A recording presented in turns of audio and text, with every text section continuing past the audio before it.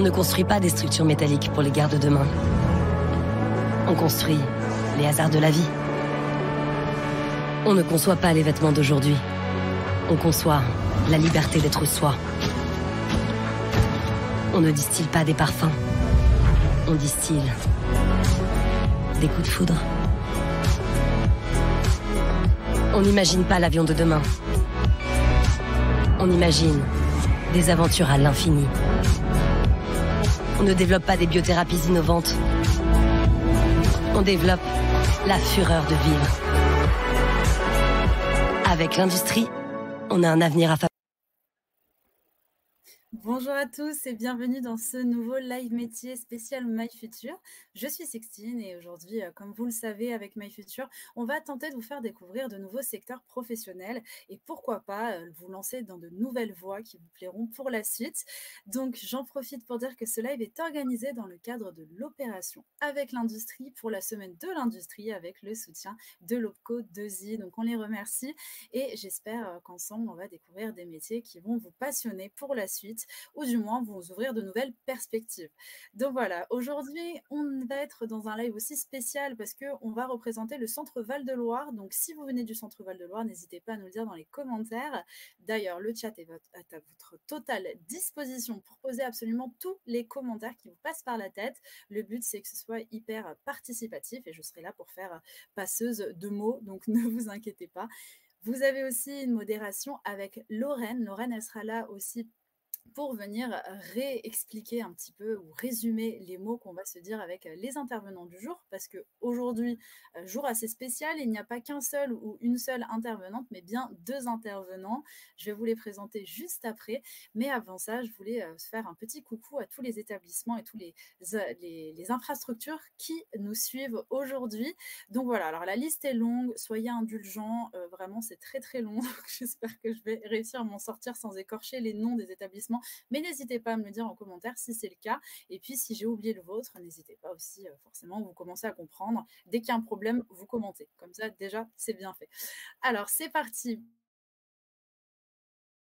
On a formé CMA, on a le collège Paul-Éluard, le collège Reboul, Hector Berlioz, pardon, le Julien Crozet Port-Louis, on a le collège Galilée, Camille Claudel, le lycée Nevers, le collège Saint-Paul Racine, le lycée Samuel Beckett, on a le collège Rabelais, le lycée Jeanne d'Arc à Nancy, le collège Félix Gaffiot, le lycée polyvalent Anatole France, on a aussi le collège Roussel, l'Institut des jeunes sourds, Jean Richepin, le collège André Malraux, le collège Cazot, le lycée Henri Brisson, le collège Émile Maupas.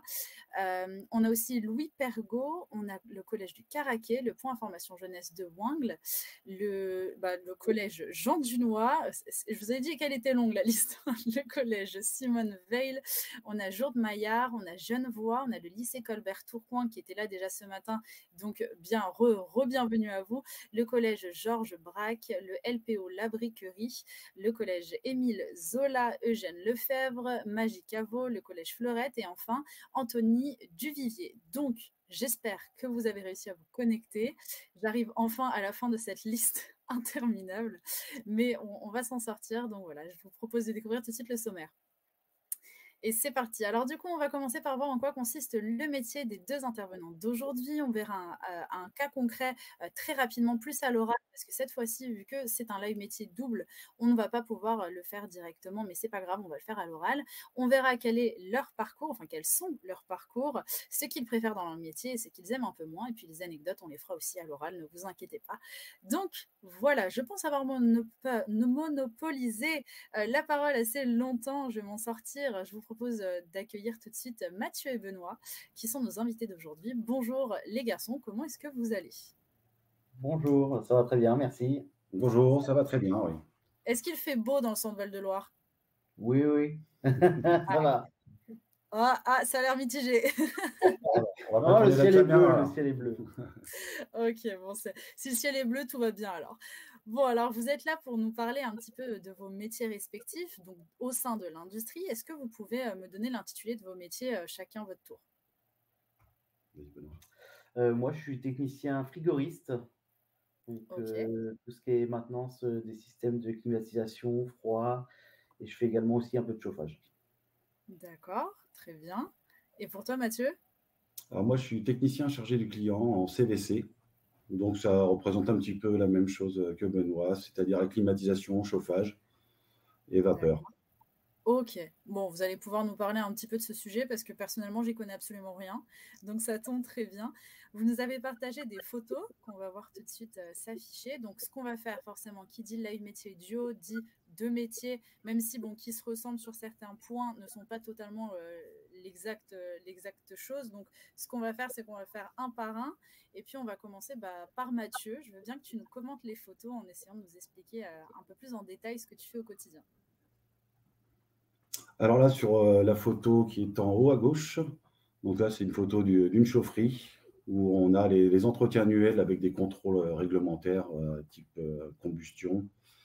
Et après, c'est des manipulations de vannes et puis c'est surtout des petites maintenances correctives suivant les installations. Après, sur la photo numéro 2, là, vous avez une installation type climatisation. Donc là, on voit bien qu'il y a des manomètres qui sont branchés. En fait, c'est pour contrôler les différents circuits de l'installation D'accord. sur lesquels on intervient des fois pour changer des éléments. Ok, parce que, alors, je me permets de te couper juste parce qu'on n'a pas trop contextualisé, mais pour quelle entreprise vous travaillez et sur quel type de terrain? Moi, je travaille chez Hervé Thermique D'accord. et on travaille essentiellement pour des entreprises. On ne fait pas de particuliers. D'accord. Donc, on travaille pour des petites et grosses entreprises. Ok. Et Donc, justement, dans la TVC, oui. d'accord. Donc, comment ça se passe? Et vous allez enfin, par exemple, toi, tu vas sur les entreprises directement pour contrôler ou est-ce que tu es dans une usine? Enfin, comment on peut Non, imaginer un peu? on est des techniciens, en fait, on est autonome Ok. et en fait, on nous donne des contrats. Donc là, par exemple, j'ai un contrat que c'est Nestlé. Donc par exemple, on va chez Nestlé, on est l'exécutant du contrat. C'est nous qui gérons du début à la fin le contrat de maintenance. Donc, D'accord, ok. Donc, tu vas te déplacer directement dans l'entreprise qui t'emploie, en fait, et tu vas faire tout ce qui va être autour de la maintenance dans ton domaine. c'est ça, c'est nous qui organisons la maintenance, les plannings de maintenance. S'il y a des interventions supplémentaires avec des sous-traitants, c'est nous qui organisons tout. D'accord, ok. Et tu as combien d'entreprises comme ça dans l'année? Parce que enfin, c'est vrai que d'un point de vue, quand on n'y connaît rien, ça peut être un peu flou. Comment ça fonctionne, en fait? Tu as combien de clients? Bah, tout dépend en fait de l'ampleur de l'entreprise parce que moi, j'ai 4 entreprises. Mhm. Donc, j'ai ST Microélectronique qui est une très grosse entreprise qui travaille dans les micropuces. J'ai Nestlé et j'ai d'autres entreprises de type tertiaire pour des données bancaires. Donc, D'accord. tout dépend en fait de l'ampleur de l'entreprise. On peut avoir plusieurs petits contrats comme des petites banques, des petits magasins, on peut avoir plusieurs choses. Mais après, tout dépend du panel de clients qu'on a dans son carnet. D'accord. Et tu travailles combien de temps avec eux? Est-ce que c'est une fois que tu as un contrat, c'est entre guillemets pour la vie, c'est-à-dire ils peuvent t'appeler à tout moment pour que tu ailles vérifier les installations? Ou est-ce que c'est des petites missions? Comment ça se passe? Bah, on a la maintenance préventive, donc c'est des maintenances sur les installations, ça c'est prédéfini par un contrat en fait. Donc, Ok. si on a la climatisation, les centrales d'air, ce genre de choses, donc nous, on intervient dessus en faisant la maintenance préventive. Et après, ça c'est déterminé au contrat, si c'est une demi-journée par jour, ou si on va dire c'est 2 jours dans le mois. Tout ça, c'est défini dans le contrat. D'accord. Ok. Très bien. Merci. On y voit un peu plus clair du coup. Je te laisse continuer parce que je t'ai coupé sur les Non, photos. non, il n'y a pas de souci. Et puis, sur la troisième photo, c'est en toiture, parce que c'est souvent là où se situent les installations. Donc là, on voit un petit peu, après, bon, bah, ça ne va pas forcément parler, mais on voit des groupes extérieurs de climatiseurs, on voit des centrales d'air, parce que notre travail est essentiellement en chaufferie et beaucoup en toiture. D'accord. Ok. Et alors, qu'est-ce que tu peux être amené à faire? Donc, tu vas faire de la manipulation Le flux, de ch- le flux de frigorigène, oui. C'est ça, ouais, j'avais pas le terme, merci. Il n'y a pas de souci. Ok. Qu'est-ce que tu peux être amené à faire? Là, d'ailleurs, on a une question dans le chat qui rejoint la mienne, donc c'est bien. On a le collège Félix Gaffio qui te demande quels sont vos horaires et jours travaillés. Eh ben, l'avantage, c'est par rapport aux clients, en fait, les horaires, c'est nous qui nous organisons, en fait. D'où en fait, l'avantage de l'autonomie, c'est on peut très bien aller chez le client à partir de 7 heures le matin. Et puis bah, après, suivant comment avance la journée, très bien finir à 16 heures. Ou alors, on peut commencer à 9 heures, finir à 17, 18 heures. Le but étant de faire ces horaires dans la semaine, de faire ces 37 heures, quoi. D'accord. Mais il faut être organisé alors. Et bah, c'est là que c'est. Des fois, c'est un peu compliqué. Il faut s'organiser et soit de son côté et avec tous les clients. Il faut arriver à faire tout tourner. Donc un petit château de cartes. C'est une liberté, mais en même temps, il faut quand même être assez C'est une assidu. gymnastique en fait qui est un peu compliquée, mais moi, quand je suis arrivé dans l'entreprise, j'ai eu un parrainage pendant 18 mois. Donc, on n'est pas lancé tout seul, on est accompagné. Donc, et puis les collègues, tout le monde en fait vient nous filer un coup de main au besoin. Bon, ça, c'est bien. Donc, le travail en équipe aussi, ça peut aider aussi. Oui, ça peut être utile. Ouais. Ok, très bien. Bon, bah, génial. Est-ce que tu peux nous donner un petit peu une idée d'une journée type que tu peux être amené à faire? Donc, on a compris, ils ne se ressemblent pas forcément vu que c'est toi qui vas un peu choisir comment tu les organises. Mais qu'est-ce que tu peux... Enfin, si tu pouvais lister un peu toutes les différentes choses que tu peux être amené à faire dans une journée, ce serait quoi? Bah, le matin, par exemple, c'est souvent là où je prévois de faire mes changements de filtre sur les centrales d'air. Parce que tout dépend en fait dans le secteur tertiaire ou dans l'industrie, c'est mensuel ou trimestriel. Donc en général, le matin, on prévoit de changer les filtres. C'est là où on n'est pas embêté, on est moins sollicité. Et après, durant la journée, durant fin de matinée, on va faire des contrôles d'étanchéité sur de la climatisation, ce genre de choses. Et après aussi, les inconvénients des fois qu'ils peuvent avoir souvent en fin de matinée, c'est qu'on a les messages de dépannage qui tombent. Donc c'est là qu'il faut se réorganiser sur le préventif et le correctif. Mais souvent, oui, c'est ça, c'est des contrôles d'étanchéité, des contrôles des centrales. On a aussi, après, on peut aller très bien faire des petits ramonages de chaudière avant la saison de chauffe. On a plusieurs choses, quoi. C'est tellement diversifié. Il y a tellement de choses différentes que c'est pour ça que c'est intéressant. Ouais, c'est bien en vrai. C'est vrai, je ne pensais pas qu'il y avait autant de choses différentes, comme tu disais. Donc, vous faites même les ramenages de cheminée, c'est bien. Chaudière, pas cheminée, attention. Hein. Ah, pardon, ça n'a rien à voir. Cheminée, c'est pas partie. Déjà. C'est de quoi en fait? Enfin, qu'est-ce que c'est? Est-ce que tu peux nous expliquer aussi? C'est les chaudières en fait qui sont chez les clients. Et en fait, on les ouvre et puis on nettoie les conduits dus aux résidus, l'humidité, ce genre de choses. Donc en fait, on nettoie complètement la chaudière pour pouvoir faire la remise en service avant l'hiver en fait, avant la période. Elle marche mieux aussi.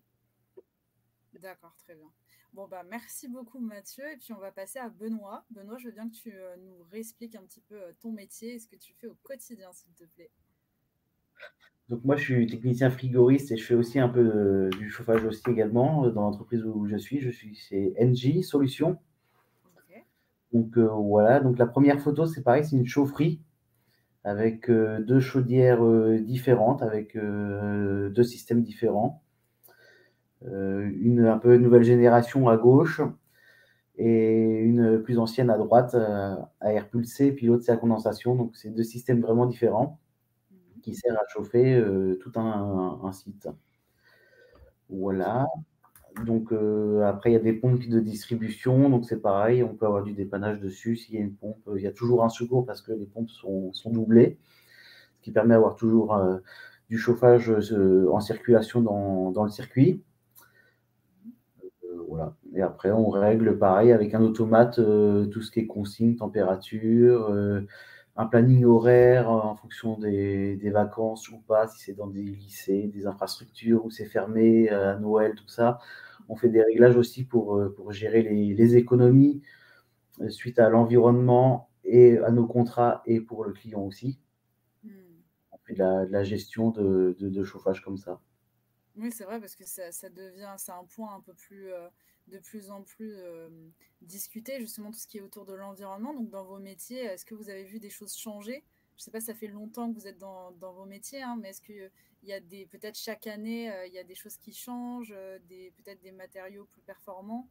Oui, tout à fait. On essaye de renouveler le parc de façon à se mettre des nouvelles technologies en place, selon le budget des clients, selon le budget, le contrat aussi, en fonction du contrat. Et on a des relèves tous les mois de consommation de gaz avec tout un système de gestion de relève des compteurs d'énergie, compteurs gaz, qui fait tout un calcul et qui sait si on consomme plus ou moins que selon le mois de janvier ou le mois de février, par exemple. Voilà, et qui passe en plus en fonction qui prévient avec un système de couleurs. Si on passe en rouge, c'est vraiment qu'il y a un problème, qu'on consomme plus. Alors après, il faut chercher le pourquoi du comment et essayer de revenir à la normale sur la consommation. Il faut faire des économies. Un maximum d'indicateurs, quoi, c'est bien. Tout à fait. Super. J'en profite pour juste te dire, j'ai vu un commentaire passer du Oui. collège Georges Braque. Donc oui, pour poser vos questions, c'est vraiment dans le chat. Donc n'hésitez vraiment pas à poser toutes les questions et puis moi je vais m'engager du coup à les faire passer. Donc voilà, n'hésitez pas. Et alors du coup, pour toi Benoît, je vais te poser la même question qu'à Mathieu, parce que dans le chat, j'imagine qu'on l'a posée pour vous deux. Quels sont tes horaires? Moi, je travaille plus sur des sites. J'ai un secteur, c'est sur les universités. Du coup, moi, mes horaires, c'est 8h midi, 13h30, 17h. Voilà, du lundi au vendredi. Et après, il y a un système d'astreinte aussi, où quand on est d'astreinte, c'est 7 jours. C'est du jeudi au jeudi chez nous. Et après, là, on peut être appelé nuit, soir, week-end, en dehors des heures journalières. Est-ce que ça t'est déjà arrivé de te faire appeler en pleine nuit? Oui, oui. Ah ouais? Et ça peut être quoi le problème, par exemple? Après, on traite le problème avec le client ou l'appelant, et en fonction de l'urgence et de la gravité, on se déplace ou ça peut attendre le lendemain. Mais quand on se déplace, faut y aller pour résoudre le problème, quoi. Ouais, j'imagine qu'on n'est pas très content quand il est 4h du matin et qu'il fait super froid dehors, quoi. Non, mais c'est le principe de l'astreinte, c'est que s'il y a une urgence, on n'a pas le choix de y aller et régler le problème. Ouais, c'est de la mise en sécurité. Ouais. Et oui, il y a une prime d'astreinte qui est dédiée à ça aussi, quoi. C'est une contrainte. Après, on traite l'urgence la nuit et le lendemain, on y va pour s'il y a une plus grosse réparation à faire. Oui, bien sûr. C'est vraiment un traitement d'urgence, quoi. S'il y a une fuite, par exemple, on ferme les vannes et on répare que le lendemain, pour pas passer la nuit sur le site. Sur le problème, ouais, j'imagine. Voilà. Oh, heureusement. sinon, ce serait des nuits courtes quand même. Et du coup, toi, dans le domaine de ton métier, quelles sont les différentes tâches que tu peux être amené à faire? Eh ben, je peux faire au niveau du froid, donc la maintenance des groupes froids comme on a sur la photo 2, par exemple. Donc là, il y a un échangeur à l'extérieur. Donc, vu que c'est à l'extérieur, il prend beaucoup le pollen, la poussière, tout ça. Donc, c'est un élément qu'il faut nettoyer régulièrement pour avoir un bon échange thermique. Voilà, je peux faire de la filtration, comme on peut voir sur la photo numéro 3, avec des centrales de traitement d'air. Donc, c'est des centrales qui traitent l'air ambiant dans des salles de classe, des amphithéâtres. Donc, ça reprend l'air extérieur qui est traité, donc l'air extérieur qui est sale aussi. Donc, il y a une filtration à changer régulièrement. Comme disait Mathieu, ça peut être tous les 3 mois, tous les mois, selon l'emplacement, selon la salissure. Donc, voilà. Après, c'est de la maintenance surtout prévisionnelle où on fait de la maintenance aussi des ventilations, les VMC, comme il y a dans les sanitaires, comme il y a dans différents locaux, quoi. Oui, c'est ça, vraiment plus en prévention au cas où ça tombe en C'est panne. ça. Là, on a aussi oui, les dépannages qui tombent la journée, où il faut intervenir parce que souvent, il n'y a plus de chauffage, il n'y a plus de chambre froide, la chambre froide pour stocker des médicaments, des produits qui qui est important au niveau de la fac de la médecine, par exemple. Ouais. Quand il y a une chambre froide qui tombe en panne, il faut réagir tout de suite parce qu'ils ont beaucoup de produits de stocker et ça ne peut pas attendre. Ah oui, ouais, là tu es vu comme le super-héros quand tu règles le problème, quoi. C'est ça un peu, ouais. Très bien. Bon, alors on a pas mal de questions pour tous les deux. La première du collège Félix Gaffio qui demande: faut-il parler des langues étrangères? Pas forcément. Après, l'anglais, c'est bien d'avoir des bases, des bonnes bases, parce qu'il y a beaucoup de documentation technique qui peuvent être en anglais. Donc, c'est plus facile si on Le est... vocabulaire. Exactement. Ok, très bien. On a aussi des questions. Par exemple, on a Patricia Calon qui demande: quelles sont les qualités nécessaires pour faire vos métiers? Après, nous, je sais que pour technicien, il faut un bac pro, niveau bac pro, MEE ou technicien de maintenance CVC. Okay. Donc, enfin, on commence à partir du bac pro, parce qu'on accueille aussi beaucoup d'alternants chez nous, que ce soit en CAP, bac pro, BTS. Donc, en général, c'est souvent suivi d'une embauche. Après, on a aussi en BTS, en FED, BTS MS. Donc, ça, je pense que ça leur parle. Moi, ça ne me parle pas trop. J'ai mis ma petite fiche. C'est plus le même diplôme. Mais oui, en fait, on accueille un petit peu tout le monde. Après, je sais que dans l'électricité, ils prennent des CAP. Donc, c'est vraiment diversifié, il y a vraiment de tout. Justement, là, une autre question qui vient d'arriver dans le chat, c'est: faut-il avoir des notions d'électricité pour faire ce métier? Oui, il en faut, oui. Mais vaut Tout mieux. ce qui est régulation, tout ce qui est pompe et tout, ça marche avec un système électrique derrière, donc il faut avoir des bases. Obligatoire. Et ça s'apprend en même temps que c'est dans la formation de toute façon. Et après, ça s'apprend Sur le terrain aussi, oui. On peut pas tout savoir. Justement, on va revenir sur vos formations à tous les deux et on va commencer avec celle de Mathieu. Donc, alors, Mathieu, après la troisième, déjà, est-ce que tu savais ce que tu voulais faire ou pas du tout? Moi, je voulais faire de la mécanique auto. Mais bon, D'accord. ça s'est pas présenté comme ça. Donc, du coup, je suis parti dans la maintenance industrielle, qui était aussi intéressant. Et après, j'ai fait un bac pro STI génie méca. D'accord. Et à ce moment-là, est-ce que tu avais un nouvel intérêt pour ton futur métier, ou est-ce que tu te disais plus: bon, allez, je suis ça parce que c'est sympa, mais sans plus? J'avais fait un petit peu d'intérim, donc j'ai tâté un petit peu dans plusieurs entreprises. Ouais. Et puis après, j'ai vu qu'on m'avait proposé de rentrer à l'armée pour faire technicien de maintenance sur les avions. Wow. Donc ça m'a un petit peu... voilà, je me suis dit, bon, je vais me lancer là-dedans. Est-ce que ça t'a plu? Comment c'était? Parce que j'imagine que ça doit faire bizarre de travailler sur des avions quand même, c'est grand. Après, ça reste à peu près les mêmes systèmes. On a des systèmes hydrauliques, on a des systèmes mécaniques.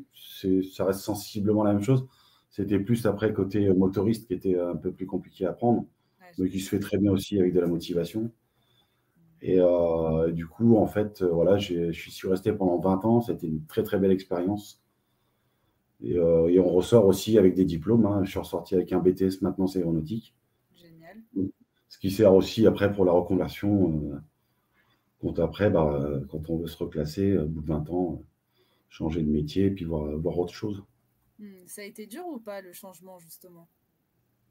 Un petit peu dur au départ, mais au final, on s'y fait très bien parce que comme l'entreprise Hervé Thermique où je suis rentré, c'est la même chose. On est accompagné, on a du soutien, on a des gens qui sont là pour nous aider dans les démarches, à se développer aussi au sein, que ce soit dans l'entreprise ou dans l'armée.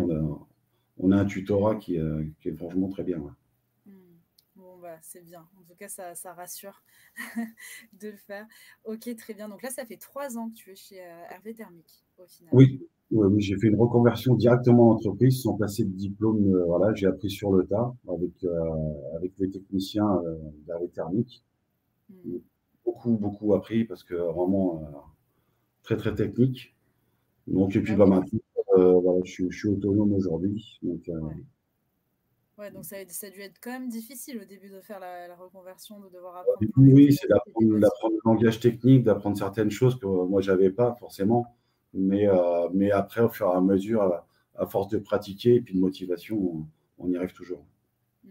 Bon, c'est rassurant. On a Yasmine dans le chat qui demande qu'est-ce qui vous a donné envie de faire ce métier? Bah, c'est un métier en fait sur lequel on est en perpétuel renouvellement, il y a toujours de l'évolution, on essaie toujours d'avancer. Donc c'est des métiers d'avenir et il y aura toujours du travail là-dedans. Donc c'est toujours intéressant de travailler dans un système qui est tout le temps en évolution. C'est vrai, c'est clair. Et là, on l'a vu aussi justement de ces avancées qu'il y a avec le temps. Donc c'est super, franchement, pour le coup, c'est vrai que c'est des métiers d'avenir et surtout dans l'industrie. C'est un métier, un domaine qu'on ne connaît pas assez. Et donc c'est pour ça aussi qu'on fait ces fameux lives avec l'industrie. Donc j'espère qu'ils vous plaisent en tout cas. N'hésitez pas à poser encore vos questions. Je vois qu'il y a la question de faut-il parler des langues étrangères qui a été reposée. On y a déjà répondu. Donc n'hésitez pas à regarder dans les commentaires pour rattraper au cas où. Donc on va passer maintenant au parcours de Benoît. Donc Benoît, toi, à ton tour, qu'est-ce que tu voulais faire à la fin de la 3e? Est-ce que tu avais déjà une idée de ce que tu voulais faire plus tard?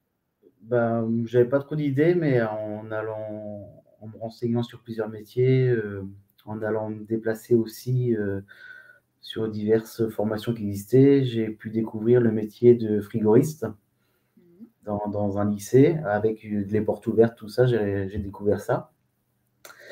Et du coup, ça m'a emmené à aller dans ce domaine-là et ça m'a plu dès le début et du coup, j'ai suivi tout un parcours que dans le secteur du froid, quoi. Génial. Mais Donc j'ai fait un comme c'est ça, c'est ça. J'ai fait un BEP, après un bac pro dans le même lycée et j'ai fini par un BTS dans un autre établissement parce que je le faisais en apprentissage. Donc pendant 2 ans, j'étais moitié scolaire, moitié entreprise pour apprendre le métier tout en passant un diplôme, quoi. Trop bien, génial. Et selon toi, pour faire ton métier, est-ce que c'est vraiment le parcours type qu'il faut faire ou est-ce qu'il y a d'autres moyens? Est-ce que limite, on va pouvoir laisser aussi la chance à des personnes qui n'ont pas vraiment d'expérience dans le domaine, mais en les formant, comment ça se passe? Oui, bien sûr. Après, avec un bac pro ou même un bac général et puis une formation, on peut rentrer dans le métier aussi. Et après, c'est une formation interne. Et puis on apprend sur le tas avec des collègues le métier, quoi. Super. Et puis, il y a une marge d'évolution aussi en interne? Oui, ah oui, oui, oui. On progresse tout le temps dans ce métier. C'est comme disait Mathieu, on en apprend vraiment tous les jours. C'est diversifié, donc après, on peut se déplacer plus d'un domaine technique ou d'un autre, plus vers le chaud, plus vers le froid, plus vers l'hydraulique, plus vers l'électricité, parce que c'est vraiment très, très varié, plus vers la filtration, plus vers la ventilation. C'est vraiment très varié, donc il y a de grandes portes possibles à prendre, quoi. Trop bien. Bon, en tout cas, ça donne envie. Et alors après, justement, tes études, après le BTS, qu'est-ce que tu as fait? Après, j'ai été du coup dans une première entreprise chez SNEF pendant 3 ans et demi, où là, je faisais beaucoup de maintenance climatisation sur le secteur tertiaire. Donc voilà, et je faisais aussi du multitechnique, donc j'ai appris sur plein d'autres domaines, et c'est là que ça m'a vraiment formé sur tout ce que je sais faire aujourd'hui. Ouais. Après, je suis parti chez SPI pendant 3 ans, où là, j'étais dans un secteur sur un seul site unique, avec un accès restreint et avec toute une équipe vraiment qu'on était basé vraiment que sur un seul site, parce que c'était un plus grand site où il y avait beaucoup de maintenance à faire en froid. Et au final, c'était bien d'être que sur un site ou tu préfères changer? Alors, c'était bien, mais un seul site, j'ai fait 5 ans là-bas, au bout de 5 ans, j'avais fait le tour de. Ah bah oui, t'en peux plus quoi. Ouais, C'est c'est toujours ça. la même chose. Au bout de 5 Ok, ans, ouais, il fallait que je change. ok. D'accord, c'est Voilà, pour ça que tu es bien content d'être là où tu es aujourd'hui alors. exactement. Super. Et donc tu disais que tu fais le tour des universités, Oui. travailles avec toutes les... Est-ce que tu t'occupes d'autre chose que des universités? Moi, je suis sur le domaine, je suis sur le secteur des universités. D'accord, Après, ok. j'ai d'autres collègues dans l'équipe qui ont vraiment leur site à eux, quoi. D'accord. Et justement, avec vos collègues, comment ça se passe? Est-ce que vous travaillez en équipe? Est-ce que vous êtes plutôt solo dans vos tâches? Comment ça fonctionne? Bah, des fois, on est tout seul sur nos sites et quand on a besoin, bon, on peut travailler en équipe parce que souvent, des fois, il faut être deux, donc le collègue a besoin d'aide et puis après, il te rend l'appareil. Mais dans l'équipe, ouais, quand il y a besoin, il y a tout le temps quelqu'un pour venir t'aider. Si tu es bloqué, si tu ne trouves pas un problème, c'est pareil, il y a quelqu'un qui vient te dépanner, te soutenir. C'est l'avantage aussi d'une équipe. Non, c'est bien. Au moins, vous n'êtes pas tout seul, quoi. Non, non, s'il y a besoin, on est tout seul. Se sentir soutenu. On a une question de Sandra qui demande, savez-vous s'il y a une formation en alternance pour suivre cette formation? Oui, oui, oui, il doit y avoir. Ouais, ok, super. Bon, ça c'est bien. Pour l'alternance, pour ceux qui ne le savent pas, ça va être le fait de travailler dans une entreprise et en même temps aller à l'école. Donc c'est bien parce que vous pouvez toucher un salaire et avoir déjà votre pied dans le monde professionnel. Et ça, pour le coup, c'est super enrichissant parce qu'on a l'expérience professionnelle en même temps que l'expérience à l'école. Donc voilà, bon bah très bien. Bon, on a fait le tour sur vos deux parcours. Je vous propose tout de suite qu'on aille voir ce que vous aimez un peu moins dans vos métiers. Alors, je ne sais pas qui c'est qui l'a rempli, si vous l'avez rempli en même temps. Est-ce que vous étiez d'accord déjà sur ça? Mais oui, on s'est mis d'accord Ouais. tous les deux sur le. Voilà, c'est ça. Ok, donc c'est à peu près semblable. Alors du coup, dans ce que vous aimez le plus, vous avez dit l'autonomie et la diversité du travail. Est-ce que vous voulez commenter un peu ces points? Oui, oui. Bah après, l'autonomie, comme je vous ai expliqué, c'est le fait d'avoir en fait, on a notre petit camion avec notre matériel, les outils de l'entreprise, ordinateur, téléphone, et puis de nous lâcher comme ça une panel de clients et d'être autonome et puis de se débrouiller. Voilà. Et après, au besoin, on appelle les collègues si on a besoin, mais vraiment, on est autonome, quoi. On fait tout nous-mêmes, nos devis, nos commandes, on fait tout. Comme un chef d'entreprise, un Ouais, c'est auto-entrepreneur. ça. Trop bien. Et pour la diversité dans le travail, c'est vis-à-vis de toutes les tâches que vous pouvez être amené à faire dans Voilà. votre journée? C'est tout, c'est oui, et puis tout le domaine d'activité sur lequel on peut travailler, c'est ce que je disais, que ce soit l'électricité, la ventilation, le froid, le chaud, c'est vraiment varié et diversifié, quoi. Ah, ça, j'imagine que c'est bien. Et justement, est-ce que vous avez des envies d'évolution dans vos postes? Est-ce que c'est possible déjà de une? Et est-ce que de deux, vous avez peut-être envie, bah tiens, je sais pas, peut-être dans 2 ans, je me verrais bien à un autre poste ou évoluer dans un domaine ou dans un secteur, ce serait quoi? Ah oui, oui, on peut évoluer. Comme moi, j'étais plus centré sur le CBC. Là, on m'a payé des formations sur de la régulation maintenant. D'accord. Après, on peut évoluer en fait constamment dans l'entreprise. Et après, on peut très bien être bureau d'études, chargé de projet. Il y a plusieurs postes possibles. Manager d'activité pour les plus courageux. C'est horrible. Un manager d'activité, c'est gérer une équipe justement de techniciens. Et, Ouais, c'est ça. voilà, c'est beaucoup de gestion. Après, je D'accord. sais pas après, chez toi Bah, comment. oui, c'est pareil. Nous, on peut être technicien. Après, on peut être contremaître. Donc, contremaître, c'est être géré de plusieurs techniciens. Et après, au-dessus, il y a vraiment le chef d'équipe. Et après, on peut encore monter dans l'entreprise les échelons comme ça. Donc, oui, il y a des possibilités d'évolution dans le métier, quoi. Très bien, ok. Et vous, personnellement, plus pour vous, est-ce que vous avez envie de faire une évolution plus tard? Plus tard, je sais pas. Pour l'instant, moi, technicien, ça me convient parce que je suis bien sur le terrain pour l'instant. Ouais. Et- Et pour toi, Mathieu? Ah, bah, j'attends un peu de consolider les bases et puis après, oui, forcément, ça va être de monter. Oui. Ok, très bien. Donc, on va passer maintenant aux choses que vous aimez un peu moins. Vous avez dit tous les deux l'administratif. Comme C'est c'est ça. étonnant. En fait, on n'avait pas le choix, on était obligé de mettre un truc négatif, alors on a mis l'administratif. Ah Vraiment, non, vous ne trouviez rien? non, Bah, non, pas trop, non, bah, non, pour non. ma part non plus. Non. Après, ouais, c'est vraiment plus contraignant parce qu'on y passe pas mal de temps.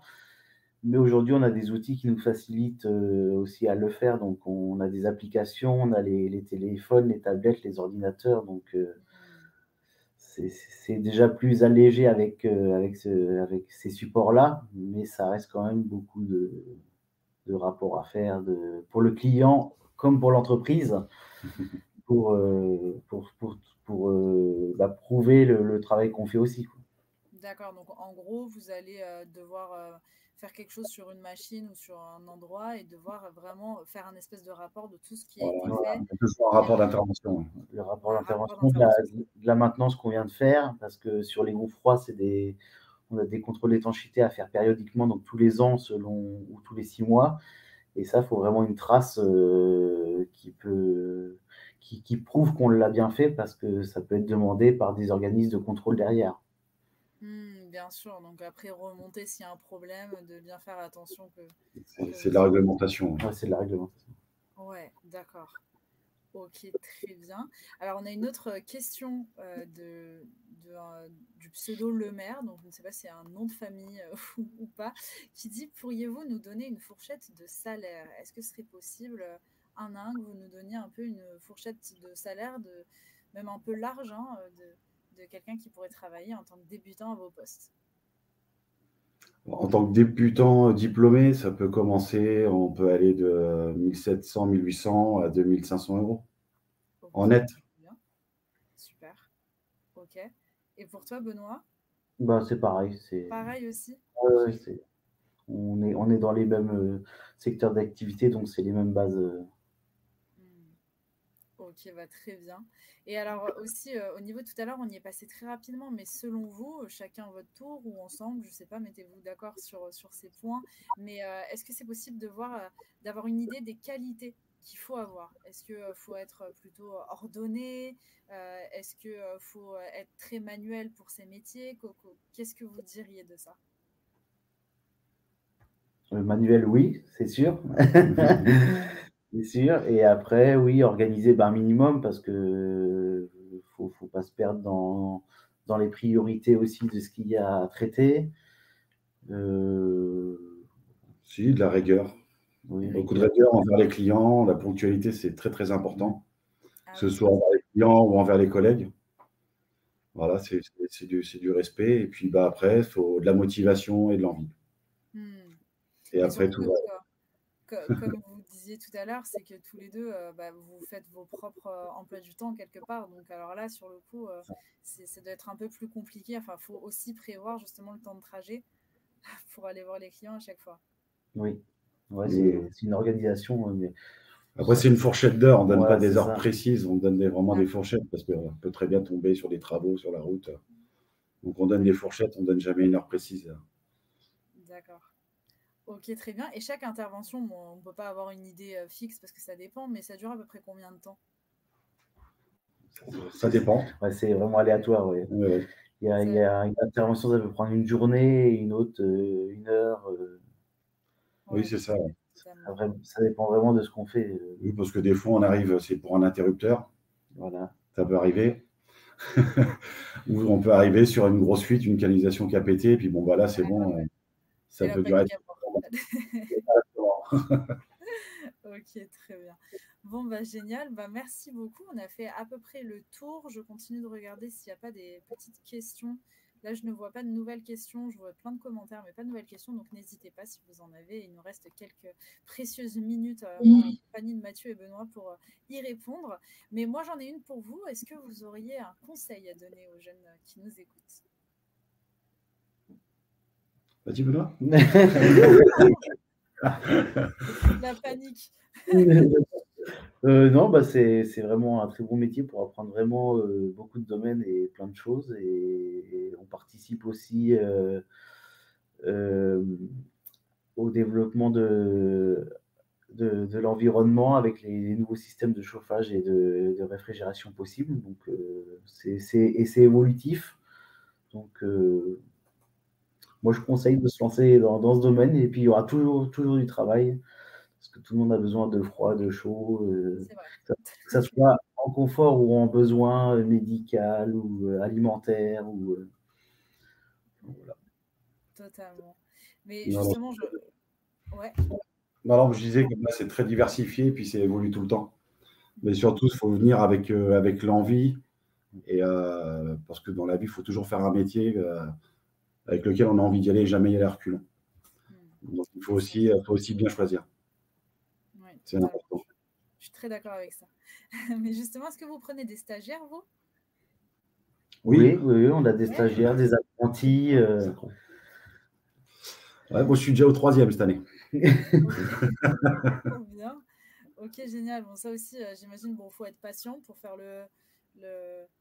la transition de savoir quelque part, mais en même temps, c'est génial parce que c'est super de pouvoir former des personnes et puis montrer un peu son métier. Oui, bah, faut de la pédagogie. Puis bah, après, c'est sûr que la formation, c'est du temps et de la pédagogie, mais on y prend et puis on y met le temps. Bon, c'est important. On a une question dans le chat qui vient d'arriver qui dit: le métier est-il physiquement dur? Avez-vous déjà eu une intervention difficile? Dur, après, c'est peut-être par rapport à la fatigue, mais dur dans le sens où on va se blesser. Non, parce qu'on a tous les outils pour travailler. Après, tout dépend de ce que dur va dire. Oui, il y a des fois des interventions un peu plus pénibles où il faut monter beaucoup de matériel en toiture. Donc là, oui, bon, il y a un peu de pénibilité, mais ça reste largement gérable. Et puis c'est ponctuel, c'est pas tous les jours non plus. Ok, bon, ça me rassure. Très bien. Bah, merci beaucoup. Alors, il me semble que vous avez des visites. Pardon ? Il me semble qu'il y a des visites, une liste de visites. Oui, pour la semaine de l'industrie, du 18 au 22 novembre. Ouais. Donc, il y a des visites sur le site de L'Oréal à Ormes, c'est à côté d'Orléans, le 18 novembre. Super. Après, le 19 novembre, vous avez Delpharm aussi à Orléans. Peut-être je te laisse dire la suite. Ouais. Après, le 20 novembre, il y a la centrale de cogénération biomasse à Saint-Pierre-des-Corps, dans le 37. C'est intéressant, ça. Le 21 novembre, il y a la production et la distribution de chaleur à la société blésoise et de distribution de chaleur à Blois, donc dans le 41. Et le 22 novembre, il y a le centre aquatique Carré d'eau à la piscine de La Riche, donc en Indre-et-Loire aussi. Parce que oui, il y a aussi le secteur piscine dans nos domaines, quoi, qu'on gère le traitement d'eau des piscines. Oui. Bah, c'est génial. Donc, en fait, plein de... Pour s'inscrire, il faut aller sur le site de FEDEN. Et vous aurez des liens pour vous inscrire si vous voulez aller visiter. Sur la semaine de l'industrie, sur la FEDEN. Super, bah, il y a Lorraine, la modératrice du live, qui va pouvoir vous mettre tous les liens. En tout cas, ça c'est génial, c'est des super opportunités aussi pour s'immerger un peu dans le quotidien, puis se dire, ah bah tiens, est-ce que ça me plaît ou est-ce que ça me plaît pas? En tout cas, ou même juste pour la curiosité, je pense que ça peut être de super visites, donc n'hésitez pas. Et puis voilà, on va aussi vous mettre dans les commentaires un sondage, voilà, dans le chat pour donner votre avis sur ce live métier, dire un petit peu si on a des marges d'amélioration. Donc n'hésitez pas, ça peut vous prendre peut-être 20 secondes, mais ça peut être vraiment bien pour nous, pour l'équipe MyFuture. Et puis vraiment, encore une fois, allez voir la liste des visites possibles. Là, on vous les a dites à l'oral, mais peut-être par l'écrit aussi, ça pourra aussi vous aider à les noter, en tout cas dans vos agendas. C'est toujours ça de prix. Donc voilà, bon, j'espère, Mathieu et Benoît, vous avez passé un bon moment. Oui. Oui, c'était sympa. Ouais. Très bien, bah moi aussi en tout cas j'ai appris beaucoup plus de choses dans vos métiers, donc merci à vous. Et puis voilà, nous on se dit à très vite pour un prochain live métier avec MyFuture. Le prochain live c'est justement demain à 11h, ce sera pour une visite virtuelle chez Chavigny Béton. Vous allez voir, il y a plein de choses à venir découvrir voilà, dans cette semaine encore de l'industrie. On vous attend et à bientôt pour un prochain live avec MyFuture.